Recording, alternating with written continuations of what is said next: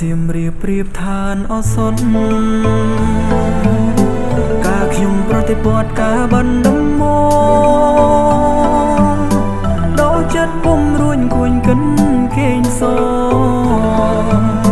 តែបាត់ដំបងបងស្មចំបាឥឡូវបានយល់ចំបៃសៀមរៀប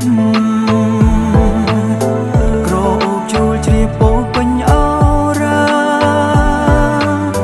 ទ្រង់មងបានស្បើយពីរឿងស្នេហាកែបកាចំបាអើយរៀមក្រៀមក្រំរយព្រួយរយនឹងរយសែនទុនតឹងពុំឃើញនំនឹងដែលច្រៀងផ្ដែផ្ដាំកូនឡងផុនទៅជាយូរខែឆ្នាំតើឲ្យទ្រាំចាំដេញទៅពេលនេះចំបៃសៀមរៀបបងហើយ